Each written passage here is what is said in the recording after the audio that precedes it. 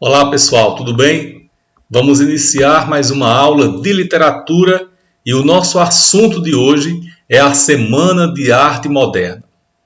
Mas, antes de nós estudarmos a Semana de Arte Moderna, eu quero abrir a aula com essa linda canção composta por Zé Ramalho e Otacílio Batista. Na verdade, aqui nós temos apenas a poesia, mas eu quero recomendar que após a aula vocês procurem na internet essa canção. Vocês não vão se arrepender, porque é uma canção muito bonita, que dialoga bastante com a literatura em vários aspectos. Primeiro porque começa trazendo para nós um grande clássico da literatura, que é o poema épico Ilíada, que conta para a gente os últimos dias da Guerra de Troia. Depois a canção fala sobre Alexandre o Grande e o grande amor que ele sentiu por Roxana. E depois a canção nos vai falar de Lampião e Maria Bonita, esse grande amor, do cangaço. É uma poesia que traz para nós a figura feminina, um elemento muito comum nos textos literários ao longo de toda a historiografia literária. Tá certo? Então, vamos fazer a leitura agora, mas depois procurem escutar com mais calma essa canção, porque esse é um exercício importante e necessário no estudo da literatura. Tá certo? A gente tentar se aprofundar na leitura literária. Tá certo? Então vamos lá. O texto diz: mulher nova, bonita e carinhosa. Numa luta de gregos e troianos, por Helena, a mulher de Menelau, conta a história de um cavalo de pau. Terminava uma guerra de 10 anos. Menelau, o maior dos espartanos, venceu Paris, o grande sedutor, humilhando a família de Heitor em defesa da honra caprichosa. Mulher nova, bonita e carinhosa, faz o homem gemer sem sentir dor. Alexandre, figura desumana, fundador da famosa Alexandria, conquistava na Grécia e destruía quase toda a população tebana.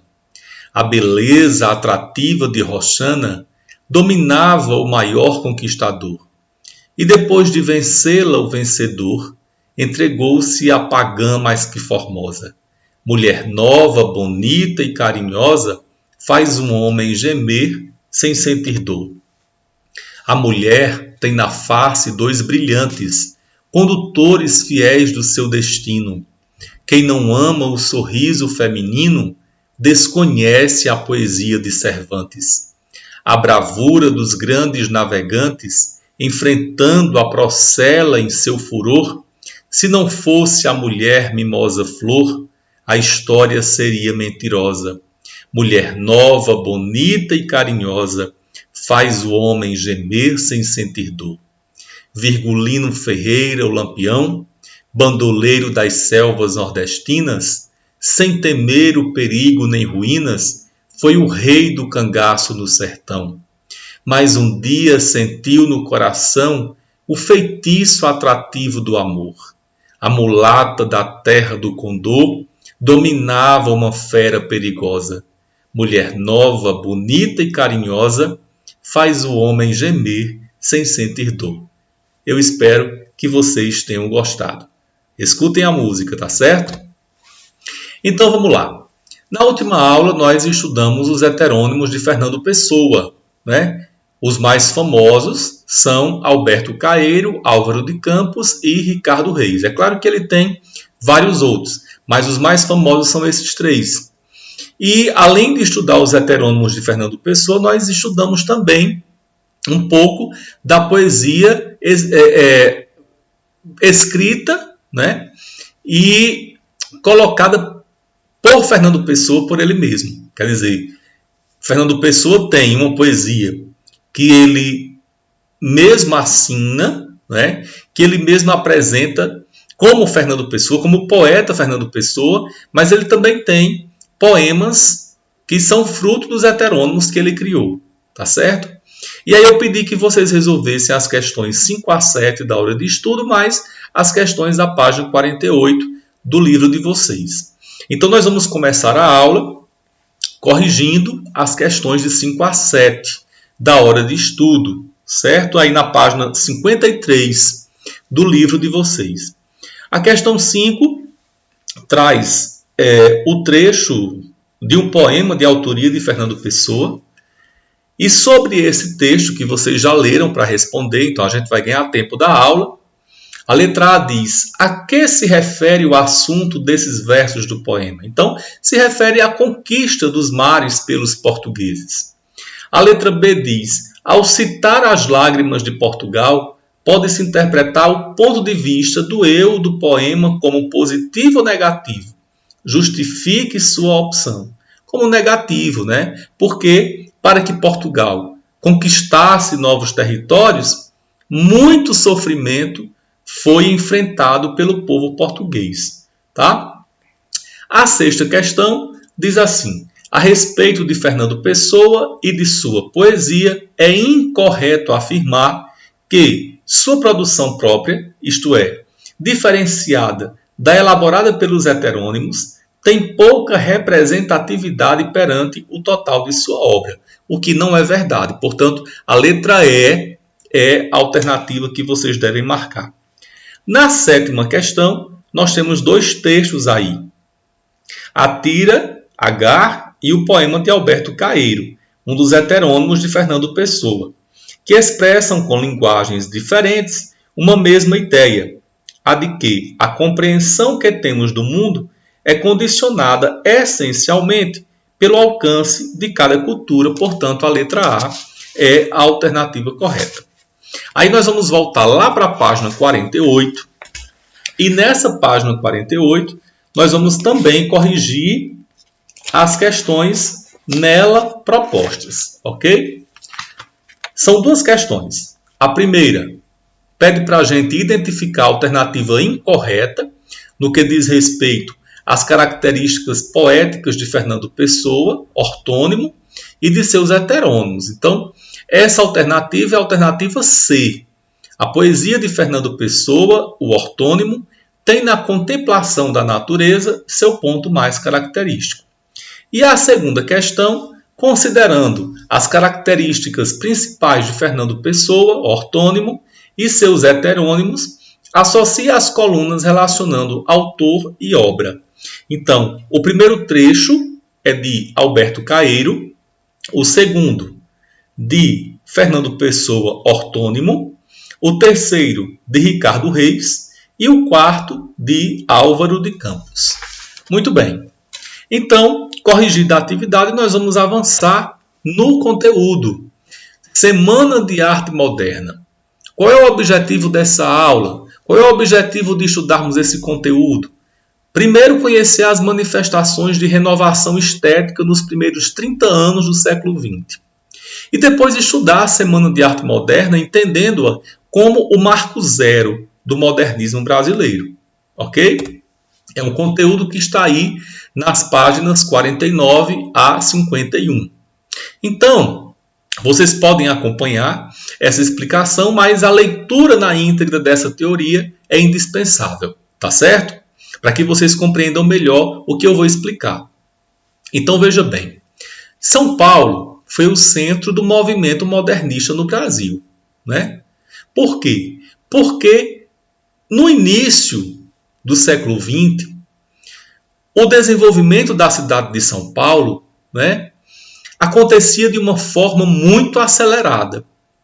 Então, a cidade de São Paulo estava se transformando naquele momento, com relação ao restante das capitais do país, né?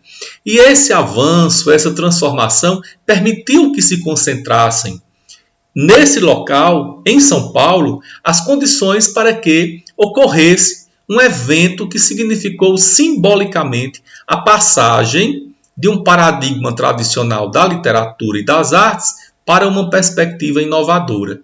E esse evento é chamado de Semana de Arte Moderna, o marco inicial do modernismo no Brasil. Então, houve em São Paulo uma certa liberdade para a recepção das notícias chegadas da Europa sobre os movimentos de vanguarda que revolucionavam a arte e a literatura por lá. Então, as vanguardas culturais europeias antecederam a Semana de Arte Moderna e nos ajudou a preparar o advento do modernismo através da Semana de Arte Moderna. Então, a capital paulista vivia seu momento de apogeu, né? Muitos trabalhadores se deslocaram do campo para a cidade em busca de melhores condições de vida. Então houve uma mudança muito grande também no cenário urbano, porque começou a surgir no início do século XX redes elétricas nas ruas, né? A telefonia, a canalização de rios, a abertura de novos bairros. E essa abertura de novos bairros estimulavam o surgimento de um pequeno e médio comércio localizado em regiões mais afastadas, porém integradas à zona central, né, de São Paulo. E também um sistema de radiodifusão foi implantado, enquanto pequenos jornais ampliam suas tiragens. Então era um momento de muito crescimento, né, de muito avanço. Então, grupos ideológicos também ganhavam representatividade. O movimento anarquista, por exemplo, organizava diversas greves para garantir melhores condições de trabalho e remuneração para os operários. A convivência do moderno com a tradição se transformou em uma das características do pano de fundo da Semana de Arte Moderna. Os artistas viam nessa efervescência social uma oportunidade para preparar um evento que pudesse ser um marco da chegada de uma nova arte. Então, a Semana de Arte Moderna propriamente dita aconteceu nos dias 13, 15 e 17 de fevereiro de 1922, né? Com eventos ocorridos no Teatro Municipal de São Paulo, fazendo parte da Semana de Arte Moderna. Então, o acontecimento deveria coincidir com o centenário de independência do Brasil. Isso foi um propósito dos artistas desse período que queriam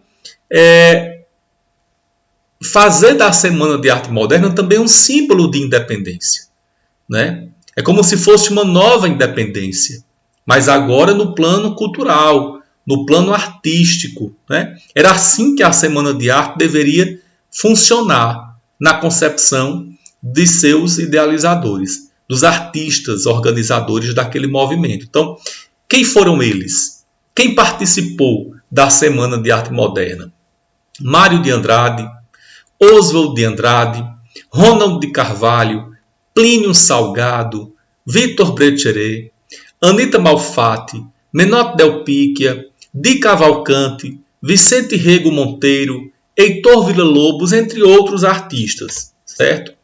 Então, Graça Aranha era um escritor pertencente a uma geração anterior, ao pré-modernismo, né? Mas ele era bastante reconhecido, ele era bastante admirado pelo público. Então, ele realizou a conferência de abertura.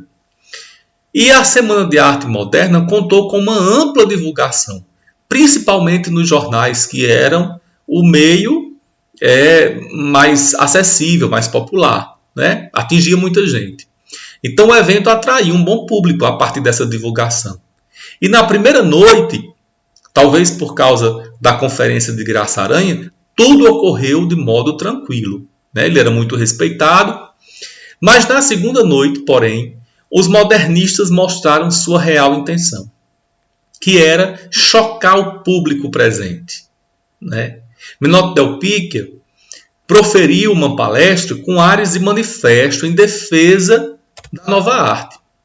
E a leitura de poemas nesse dia também provocou a sensibilidade estética do público, que tinha como referência de boa literatura a poesia parnasiana.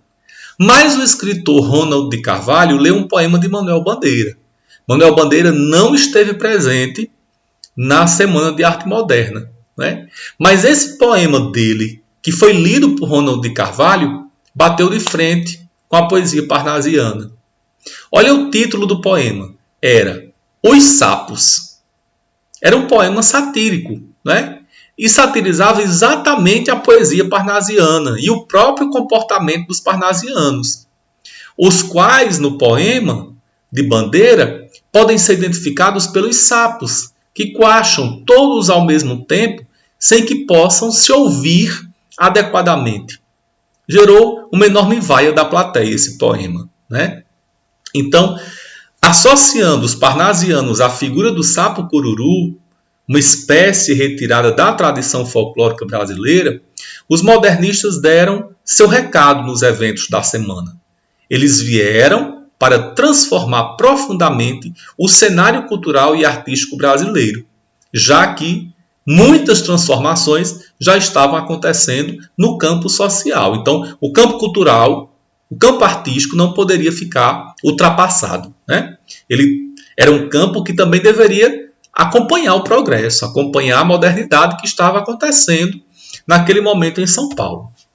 Então, com essa explicação, nós encerramos a aula de hoje e aí eu peço que vocês resolvam as questões 8 a 15 da hora de estudo, mais as questões da página 51. Lembrem que essa atividade aqui vocês devem mandar para o meu WhatsApp até no máximo segunda-feira, porque na terça-feira já é a nossa prova referente ao primeiro bimestre. E essa atividade eu vou utilizar para atribuir uma pontuação sobre a nota da prova. Então, é uma atividade que vai permitir a vocês melhorar a nota da prova. Não deixem de fazer e de me enviar até segunda-feira, ok? Então, gente, no mais, o meu muito obrigado pela atenção, o meu grande abraço, eu desejo muita saúde a vocês, continuem estudando em casa, tá certo? É sempre um prazer ter contato com vocês, mesmo no formato virtual. Um grande abraço e até a próxima.